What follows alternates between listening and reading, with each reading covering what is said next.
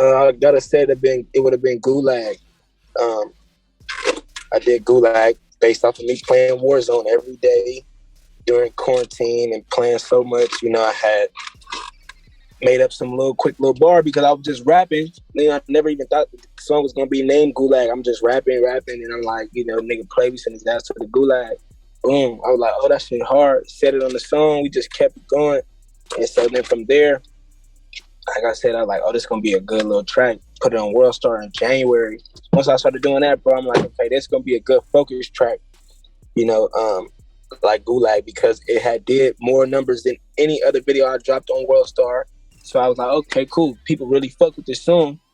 Then I'm gonna take this and put this. This is gonna go on my tape for sure. That's all I had. I didn't have all these records ready. I didn't have no records like, oh yeah, this on the tape, this on the tape. I was like, fuck it. Gulag is going on there for sure. So then Never Been a Has Been. I think I had that was one song that I already had. That was the only other song I already had. And if you could listen to my voice, you probably could tell that I rapped that I sounded a little younger because I made it a little while ago. And it's a little different. The beat selection's all different than the whole rest of the other tapes. So I put it so far at the end, but I knew that it would be a good outro for the tape, so I put it on there still. But Gulag and Never Been a Has Been, I had those ready. That was about it. The other 10 songs, bro, all made, within like a month or 2 month time span, just knocking them out. Just when I knew I was focusing on the tape, so that's about it, though. Yeah, for sure. Like Gulag was like, okay, yeah, I'm about to make a tape, and this is going on the tape, or because it was like it was overdue. I kept having singles drop on World Star, so I was like, okay, well, the momentum is there and the eyes are on me, so let me put something out to where I can fulfill these, all these, people looking and watching right now. Yeah, so shit, I was gonna name it Big Fur at first, because before I was calling myself Lil J, like when I was first coming up, I was 16, 17, I'm 19 right now, but I was calling myself Lil J. I was like, yeah, bro, Lil J, go get him. I'm gonna go get it. I'm gonna go get this shit.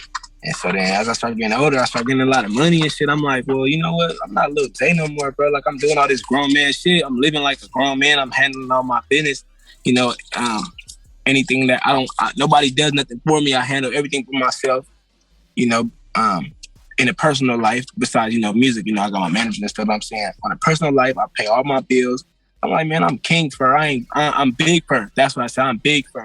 Then as I started, going through different things, it's like, nah, man, I'm handling this shit like royalty, like all this shit like royalty, like coming from where I come from, San Bernardino, and not having what I have now, I didn't have the worst, so I ain't looking for like, no sympathy. I just knew that I knew that what I was living in and what I had in San Bernardino, I knew I could have way more. I just had to change my mindset, and focus on something and do right, and then I got some money, I got some good little knowledge, I got smart with my money, and this is all I got from there. So it's royalty. It was more like royalty, so that's why I named the tape King Fur rather than Big Fur, because it was just like that. That's some shit in my mind. Like Big Fur is just like, yeah, I am Big Fur. I'm not Lil J no more.